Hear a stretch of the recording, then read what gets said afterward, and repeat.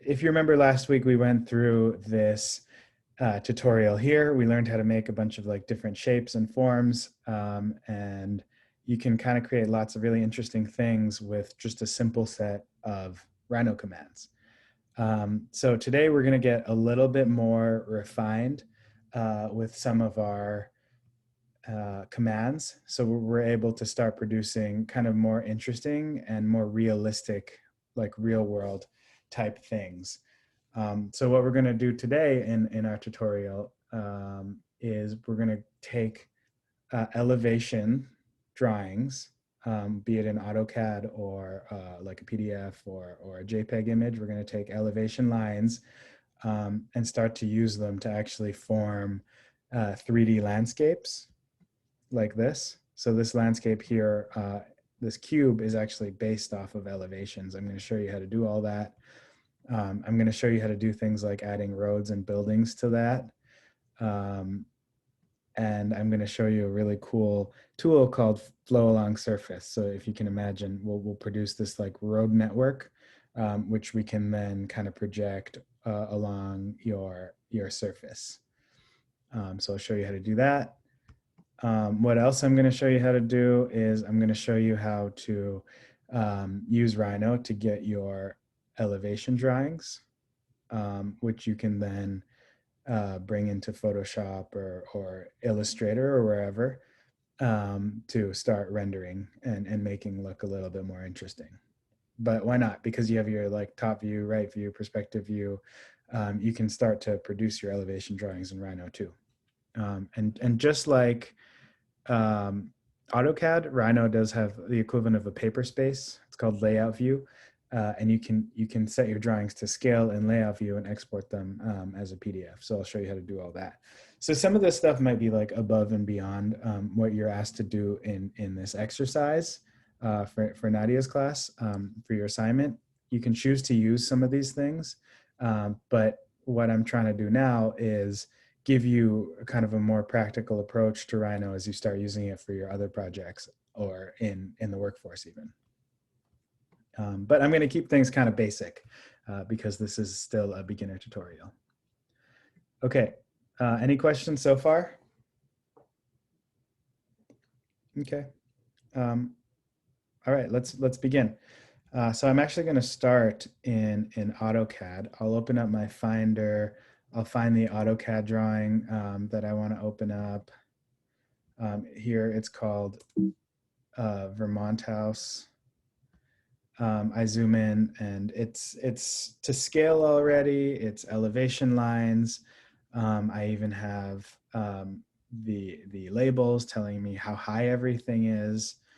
So I've already done all this in AutoCAD, and sometimes you'll be given information like this, and sometimes you'll have to draw this yourself. Either way, I'm going to just show you how to bring this drawing into Rhino right now. So let's go ahead and close AutoCAD. Done with it. Don't save it.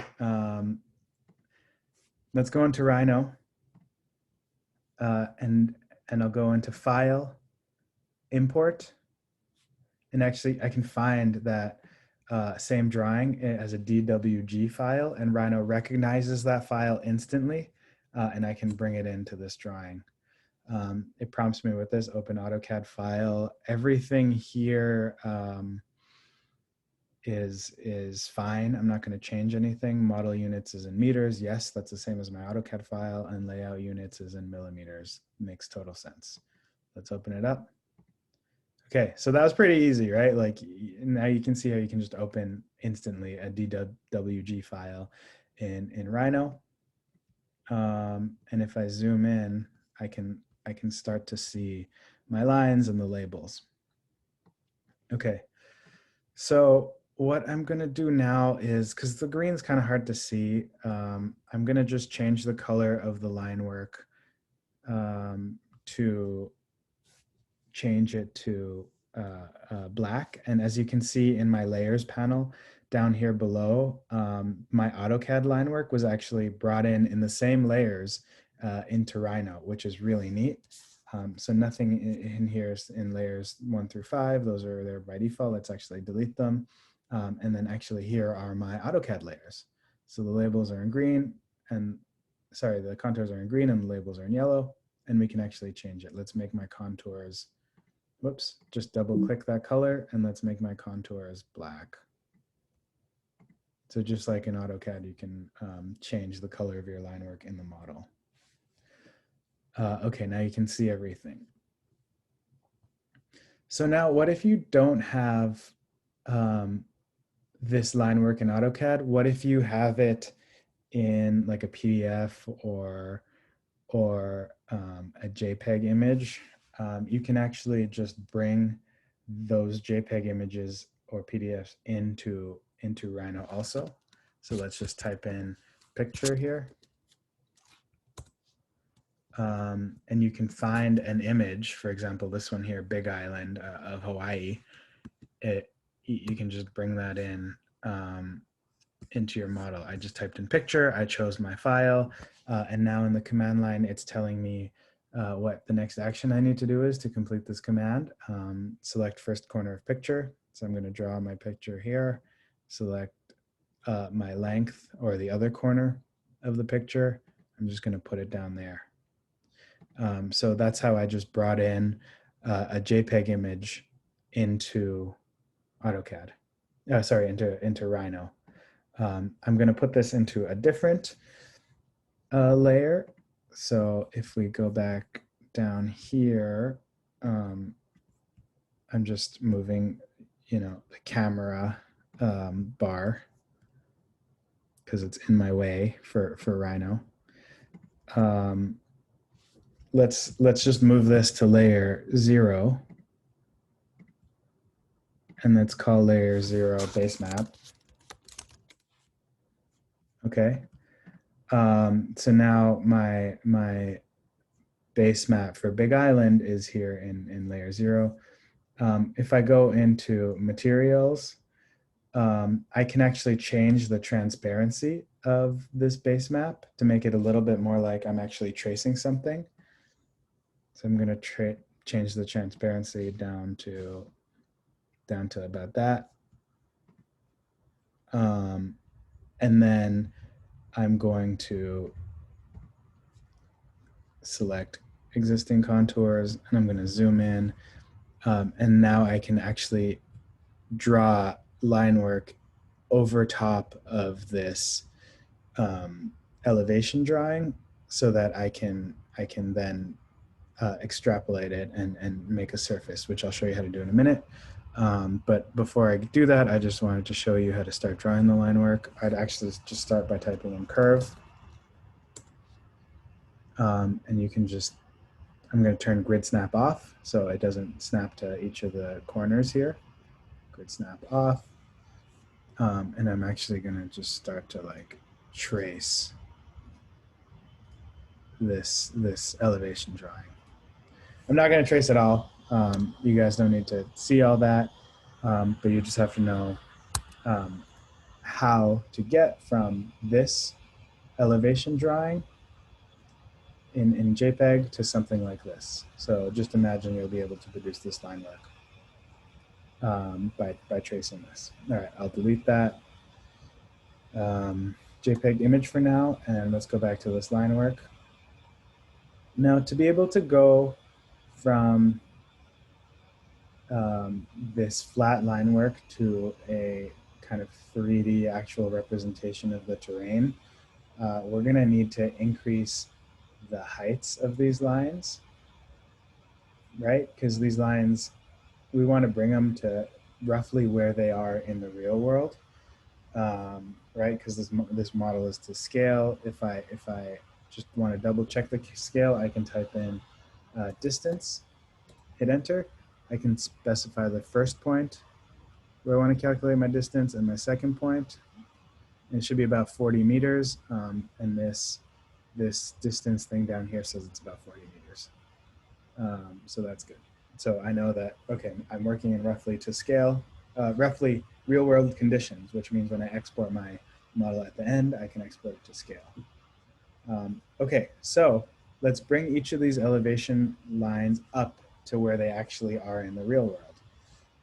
So if we say each of these elevation lines represents a 1 meter change in elevation, I just have to click on my first line. And again, I have gumball on, right? Remember we talked about gumball last week. That lets me manipulate these objects in Rhino in 3D space, right? So I'm gonna click on the blue arrow because I wanna move this line up 1 meter. I'm just gonna click on it and I'm gonna type in 1. That moves the line up 1 meter. And I'm gonna click the next one and move it up by 2. So that moves that line up by 2 meters. Okay, if you want, remember we used the multi-select tool, the different selection tools last week, right? So if you select from right to left, you select anything that touches your selection. And if you select left to right, you only select items that are entirely encased in your selection. You can actually move multiple of these up at one time, right? So let's, whoops, I clicked the wrong thing. Let's actually move all of these lines up. And these lines, I'm holding shift as I select other lines. Let's move all of these up by 3 meters, okay? So you can kind of see what we're doing now. We're moving our line work up.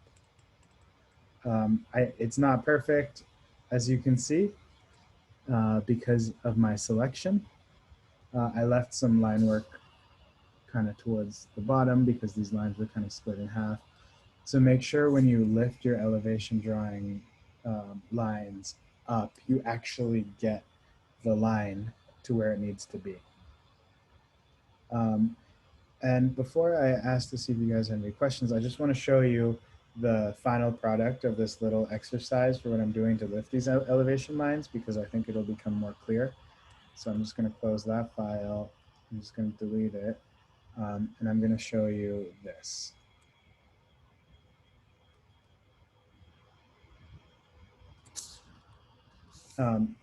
Okay, so what this is basically the same drawing. I've already clipped it. I'm going to change the color to black so you can see the lines a little bit better. I've already clipped it to a specific size, but what this shows you is exactly where I want the line work to be on the Z-axis. Does that make sense? Do you guys have any questions so far from how to get from like the line work, elevation line work, to this kind of 3D layering of your lines?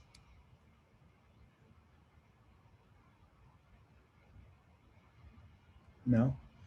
Okay. If you guys have any questions, just feel free to jump in. It's a really small group. So I don't think we're going to distract anybody by asking a question here. So what we get is this 3D representation. And that's really helpful because now I'm going to start putting surfaces onto this line work so that we get our 3D model of this terrain. Okay, now before we do this, I just wanted to introduce a couple different ways to draw surfaces. So one way is called loft. And what loft does will, between two lines, it'll make a surface. So let's just select two random lines on this curve. Let's select this one and this one. And again, I'm just following the directions in the command line after I typed in loft. And it told me to select two curves. So I am going to do that and I'm going to hit enter. It's going to show me where it wants to loft that surface. And I hit loft. And as you can see, now I have a surface in here. So that's one way to do it. But I want to do it en masse so I don't have to go in between each of these, select each of these lines and loft lines down to create surfaces. And the other thing is Rhino gets a little bit confused when you have open lines like this. See how these lines are totally open? They're not closed loops or anything. When you have open curves and you have closed curves, Rhino can't actually loft between open curve and closed curve. It only lofts between closed curve and closed curve, or open curve and open curve. So So for example, these two are two closed curves. I'm going to type in loft after I have them selected, hit enter, and it was able to loft that surface. But now this next curve down is a closed curve, and this one is an open curve. I'm going to type in loft. Rhino won't do anything. It can't do that. So loft only gets you so far, but you can also see how it's useful in other ways too. For example, if you're trying to draw just a simple hill, you can just loft between your line work at the top of the hill and your line work at the bottom of the hill. Okay, so loft is great. It's a good tool to know, but it's not the right one for this. Let's try another one, which you guys might have done in the past. Actually, we did it last lecture. Let's try drape. So let's type in drape, hit enter, and oops, Rhino crashed. Let's open it again. Reopen. This is what happens when I move too quickly in Rhino. This just happens when you have views in rendered. I like to work in rendered just because it looks neater, but actually you're using a lot of processing power when you're working in rendered. So let's actually switch to a different view in our viewport. Okay, let's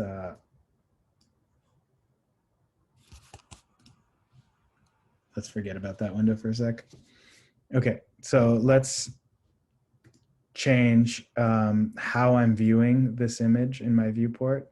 Let's change it away from rendered into shaded. So shaded is just a much simpler way of visualizing these lines and objects and shapes that doesn't require as much processing power because it doesn't need to calculate all the shadows. And an even simpler one is, well, you can just see all the different ones here. The simplest one is wireframe. And okay, so let's go ahead and delete our surfaces. And let's try drape again. So I'm going to zoom in. I'm going to type in drape. And the next thing it's asking me to do in this command is put a window over where I want to drape the surface. So I'm going to do that. And nothing happened. Let's try that again. Nothing happened because it only drapes over surfaces. And what we have here is line work. Okay, so that's not going to work. So we got to try something else. And here's a new way to create surfaces that we haven't spoken about yet. It's called patch. And I really like patch just because it makes it really simple, especially to do these elevation line exercises. I'm going to show you the wrong way to use patch first and then the right way to use it. Okay, so let's type in patch. Select curves, points, and point clouds to mesh to fit surface through. Okay, so I wanna fit a surface through all of these lines here. I'm gonna hit enter. Sample point spacing is gonna be roughly every meter. U spans and V spans means like the grid we want the patch to create. I'm gonna just make it to like, let's say 30 by 30. The higher the numbers, the more you increase the fineness of the mesh you create. Let's just create 30 by 30 for now. And as you can see here, this Rhino got confused again. Although I selected all the line work, it only created a patch between the closed surfaces. And let's just go into rendered again really quickly just to see kind of that surface. Okay, let's go back to wireframe. So what we know is, Rhino has a little bit of trouble making surfaces between open and closed curves. So to help this command along, I'm actually going to actually draw a rectangle around all of my lines to make it a closed surface, to make it a closed, rather, line work. And watch, you'll just see how much better it is. So I'm going to type in a rectangle. I'm going to just draw a rectangle around around my elevation lines here. I'm going to zoom out, and there's my rectangle. And just to make things work a little bit better, I'm just going to move my rectangle kind of halfway up.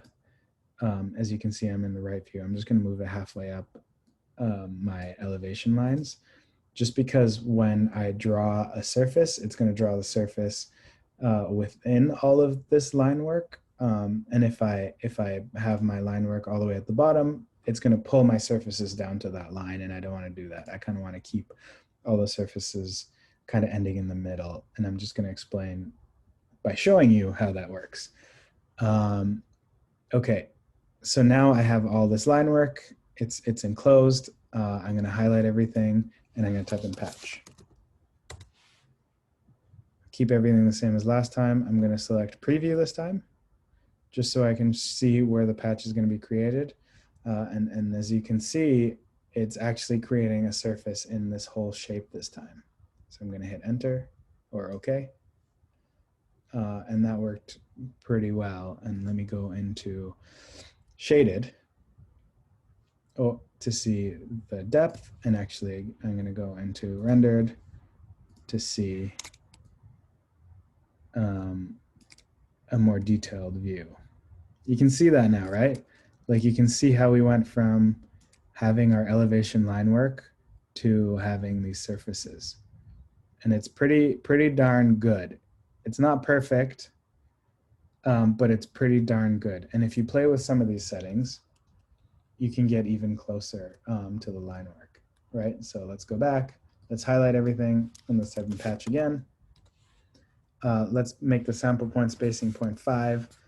Let's increase the refinement of the U spans. Let's make it 60 by 60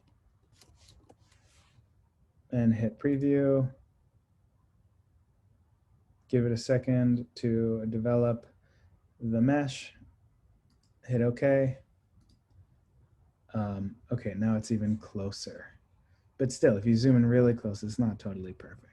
You just have to be cognizant of what you want the margin of error, the acceptable margin of error to be in your model. But these lines are just abstractions of the elevation anyway. So I don't think you need to be perfect all the time.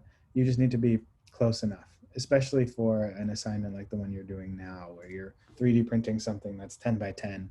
It's like you don't have to be perfect anyway. Any questions so far to how to get from elevation line work to kind of a 3D representation of your surface? Do you guys like that? Do you think it's useful? Yeah, for sure.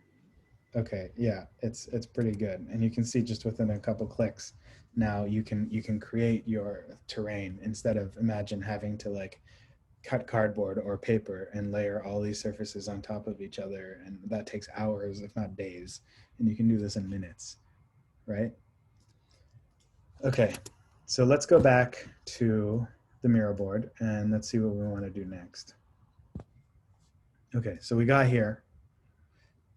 So now I'm going to show you how to clip your drawing so that you only get like a perfect square base, and then you have your model on top. And then I'll show you a couple ways to start laying roads and buildings down to get stuff like this and stuff like this. And again, I'm showing you really simple things, but you can imagine, like as you start adding complexity to these models, you can just imagine like laying a road network around the elevation and putting buildings around the road network. You can actually create like really interesting things with these simple commands I'm going to show you. Okay, so let's focus on trying to create this now. Let's go back to Rhino. Let's turn off our existing contours. I don't want to see them anymore. Oops.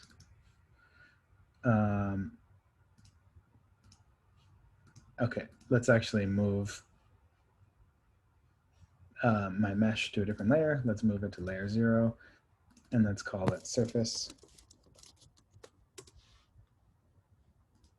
Okay, and let's turn my existing contours layer off, and let's turn my surface layers on. So now I just see that, right? Okay, next thing I'm going to do is I'm going to draw a cube. I'm going to draw it so that, and I'm going to turn grid snap on. I'm going to make my cube roughly 40 meters by 40 meters.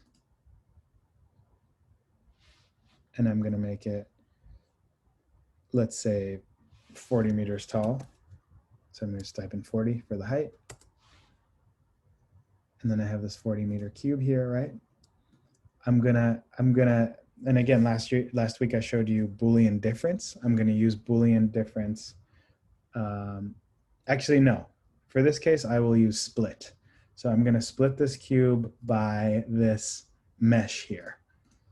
So that what I'm left with is the elevation on top of that cube, and I'll just show you. So I'm going to move this cube over exactly where I want to split the surface. I'm going to move it down so that most of the base is below my mesh. I'm going to type in split. And if I follow the actions in the command line here, it says select objects to split. I want to split this cube, hit enter. Select cutting objects. I want to cut by this mesh, right? Hit enter. So now, as you can see, this cube has been split. So I click the top, only the top half is selected now. I'm going to delete that.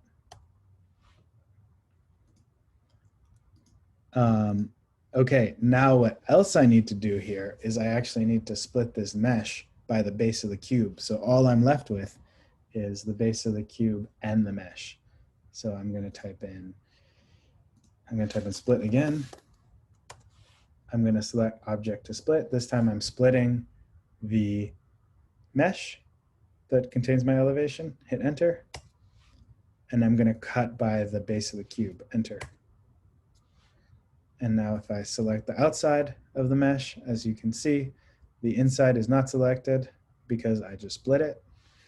Now I'm going to delete the outside of the mesh, and then I'm going to join these two surfaces. I'm going to just type in join. And as you can see, now the top of the mesh is joined to the sides of the cube. And there you have your little landscape. It's kind of cute, isn't it? Okay. So that got us, if we go back to the Miro board, that got us to here. With it, again, just a couple clicks, and it would take a lot longer if I wasn't explaining how to do everything. If you just did this on your own, you got kind of used to it, it could take you seconds. Okay, next thing I'm going to show you is how to start adding buildings and things like roads to your surface here. And there's a couple ways to do it. You can just draw them freehand, roughly into like the nooks and crevices of your landscape, or you can again make your road network flow along the surface of your landscape. I'll show you how to do both. Okay, so now we're here. If we zoom in, this is the top view of our perspective that we're looking at here. I'm going to change this back to wireframe because I don't want it to crash on me again. And I'm going to just start drawing a road right on top of the surface. It can get a little iffy, so I would only do this for like really simple roads and stuff, and you're going to see why I'm saying it can be a little iffy to do this. So I'm going to just type in curve. I'm going to select the start of the curve, and I'm going to just kind of keep putting it between the points on the mesh, roughly where I want my road to be. Okay, there it's the end. I'm going to hit enter. I have my curve. And I'm actually going to move that curve to my roads layer like that. So it's on a different layer now. And I'm going to type in offset, because what offset helps me do is draw the other side of the road. So I'm going to type in offset again. And I want to offset it by 1 meter.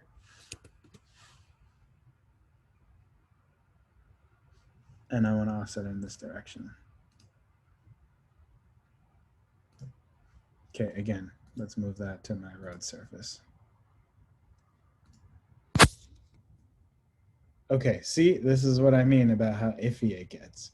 It looked like I was drawing a road just on the surface of my terrain, but actually it drew all these like random points throughout my model, because I'm drawing in 3D and I can't just draw a simple 2D shape in 3D, right? So that's why I was saying it was going to be iffy. So you can try that again, and you can use things like front view and side view to make sure you're drawing points in the right place. So I'm going to try that again. I'm going to type in curve. It's just so difficult to do. So let's just start drawing here. As you can see, I'm in the front view. This is my first line. I'm going to draw my second line on the top view. And again, I can see between all the views, I see where my points are going. So I have to look in all 4 views simultaneously to make sure my points are going in the right place. So, if I'm looking in the right view, it looks like my point is in the right place. If I just move it, you can see it there. In the front view, the right view, the top view, perspective view, okay, it looks like the points are in the right place. So I'm going to just click there. I'm going to draw another line. As you can see in the right view, it looks like it's in the wrong place. Okay, now it looks like it's in the right place. And then I'm going to just draw my last point on the edge of that cube and hit enter. So as you can see, this line looks like it's roughly in the right space now. It's kind of towards the top of my terrain, right? Okay, and I'm gonna now type in, actually first let's move it to the right layer, which is roads. And I'm gonna put my rendered view back on. That's because I want to see where the line work is relative to the top of that my surface. And as you can see, the line work is still underneath it. So I'm going to move my line work up. I'm going to type in point on.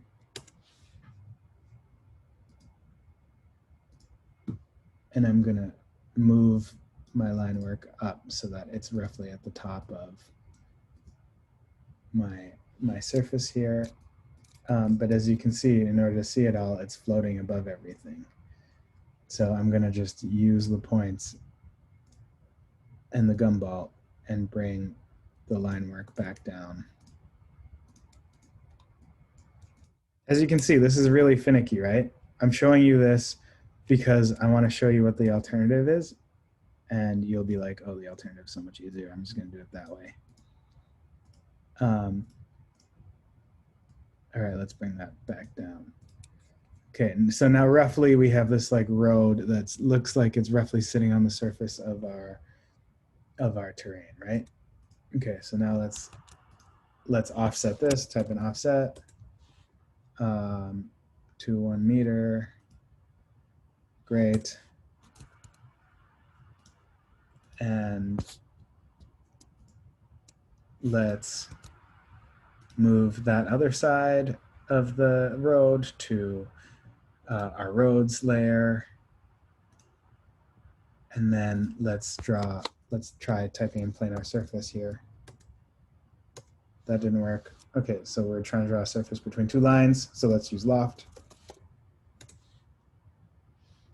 Let's do that. So now we have a surface between our two lines. And then let's type in extrude. Extrude surface.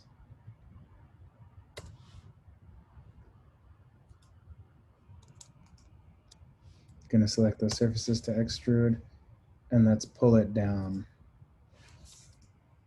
and hit enter. So now it looks like we have this like road elevated into the landscape. So that's kind of cool. That's a nice way to do it, but as you can see, it's a lot of work. And then you can also use commands like split to, cut the edges of this line work off so that you're only seeing this road within your model. And then the points are here. They're kind of annoying, so I'm going to type in points off. And the points are gone. If you want to, you can even like delete the curves if you're done with them because you don't want that line work in your view. And there you have it. That's one way of drawing a road.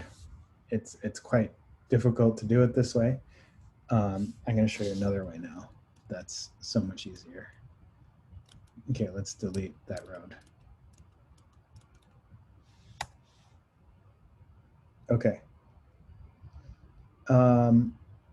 So now another way to draw this road is, let's go back to my mirror board, is I can just actually draw the road on a flat surface. And then I can project that road that I draw onto my elevation. So let me show you how to do that. Let's stay in top view. Let's put a rectangle down that's roughly the same size as the rectangle I have on the right. And let's put a surface in that rectangle using the command planar surface. So, okay, we have a surface there, and I'm going to need a surface underneath my road network as a reference. And you'll see why in a minute. Okay, now I'm going to draw the road network on here. And it's actually quite useful to have the elevation lines here. So when you're drawing your road network, you can just see it under the elevation lines. So let me actually just bring them in. I think I have a little bit of time in this tutorial to bring them in. Let's go hit import, Vermont house drawings, enter, everything looks right. Okay, they didn't come in because I have existing contours off. If I turn it back on, maybe I'll see it. Yeah, I see it down there. Okay, let's try that again, but first we'll turn contours on. Get rid of the line work I brought in. I can use these, but the problem is this line work I've already been increasing the elevation. So when I try and draw points on this line work, the elevation will affect the positioning of those points. So instead, I want to get the line work that's flat. That's why I'm bringing in the new line work from AutoCAD again. Import. I hope that makes sense. Just, all this stuff looks good.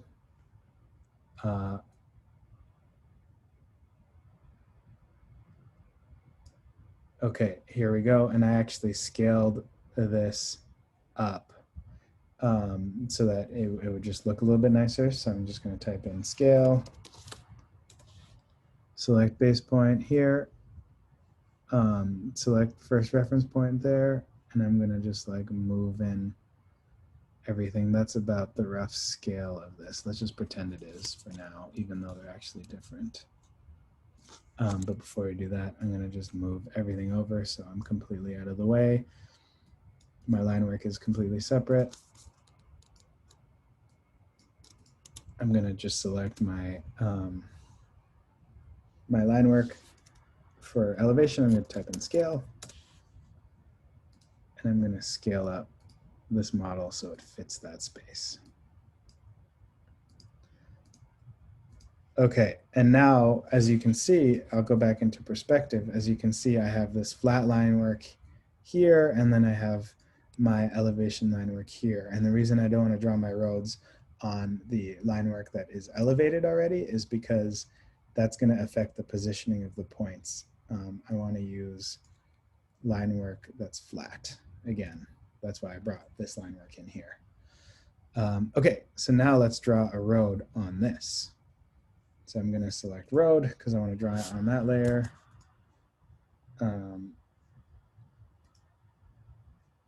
then I'm going to choose curve, and I'm going to draw my road network kind of around the elevation here. So that's roughly what I would expect a road to look like in this space. Again, here it's in layer road. I'm going to change the color of road to be a little bit different. Let's make it red so I can see it. I'm going to type in offset. Done.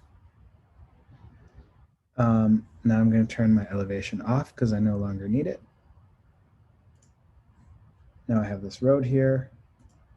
I'm going to create a loft between these two lines. Loft. Hit enter. So now I have a surface for my road, and I'm going to type in extrude surface, and I'm going to bring that all up by, let's say, 0.2 meters.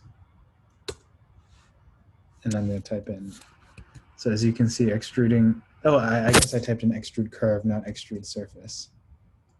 Right, so you can see it extruded the curve, not the surface. So let's hit undo. And let's type in extrude surface. Let's try that again. Hit 1, hit 0.2, because that's how big I want it to be. Okay, it actually was extrude curve. But what I can do now is I can select the polyline and type in cap. Right, so that lets me cap that surface. Okay, so now what I have is I have this road network here in one square, and I have my terrain in this other cube here. So I can use this command called, let's just go back to the mirror and take a look, flow along surface, and I can take my road network and apply it to that surface. But before I do that, I want to make sure that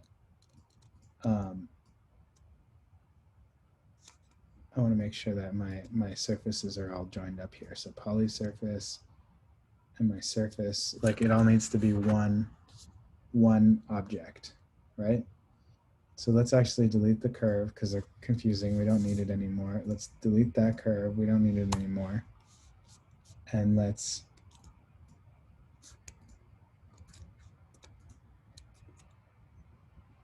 let us just select the curve, everything, all the surfaces in the curve, and type in join.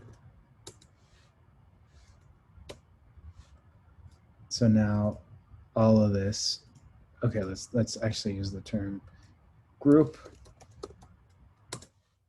So now all of this should be grouped together as one surface, right? Okay, so now let's take that surface, as you can see here, and project it onto here. And let's try doing this in top view first. So I'm going to just bring this a little bit closer. I'm going to type in flow along surface. I'm going to select the object to flow, which is my road network here. I'm going to hit enter. And now the next thing is base surface select edge near a corner. So the base surface underneath my road I want to project, I need to select the corner. So I'm just going to click right here in the top right corner. And then now it says target surface, select edge near matching corner. So my target surface is my elevation. I'm going to select edge near that matching corner by clicking it. Okay, so as you can see, I had selected the wrong corner and my road network went down the side. Let's hit undo. Let's try that again. Flow along surface. Select object to flow along surface that. Select corner of my base surface.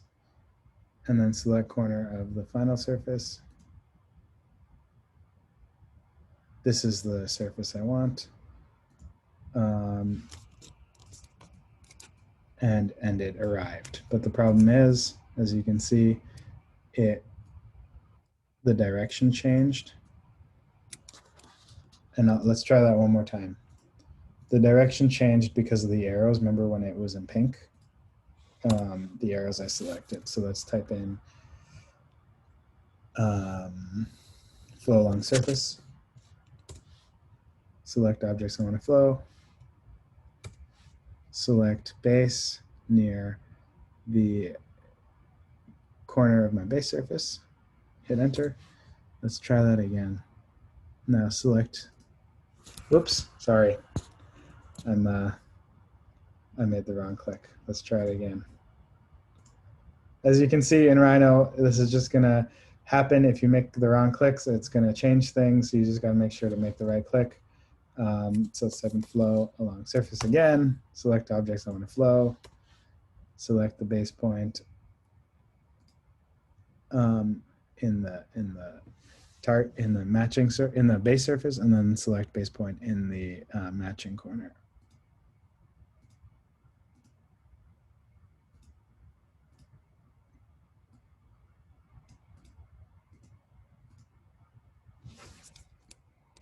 There, that was roughly it.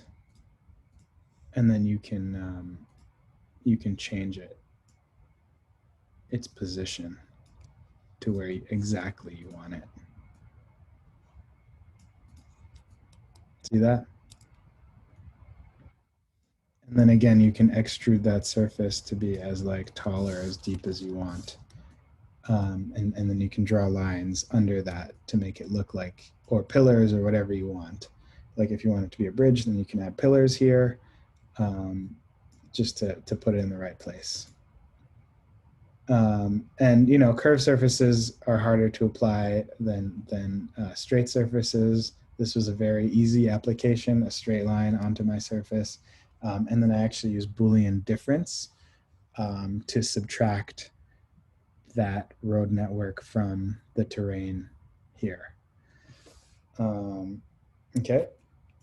And then these little houses that I put here are actually just boxes. So let me just zoom in here, make this a little bit bigger.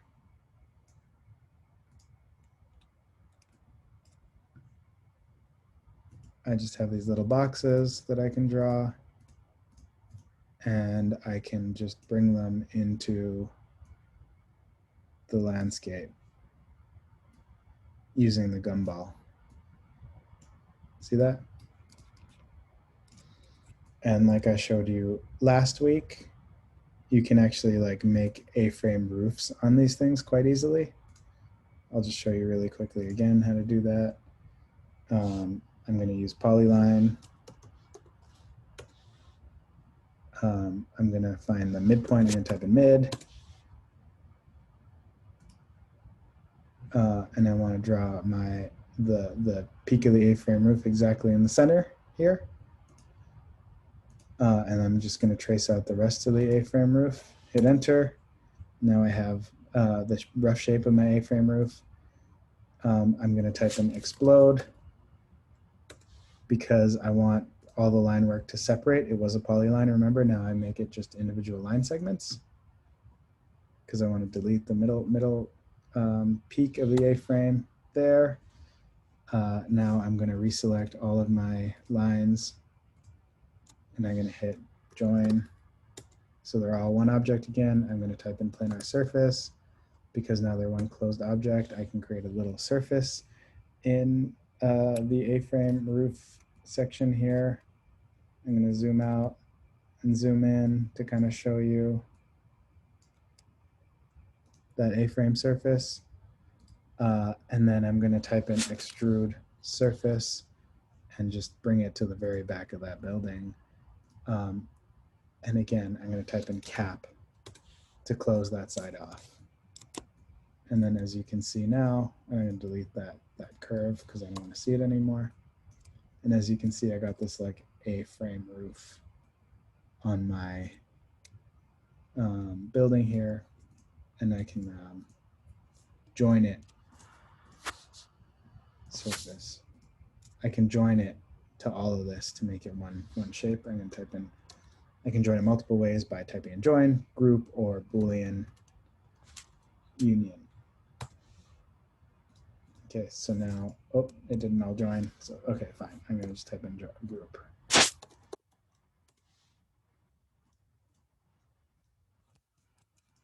Okay, now see that they're one group.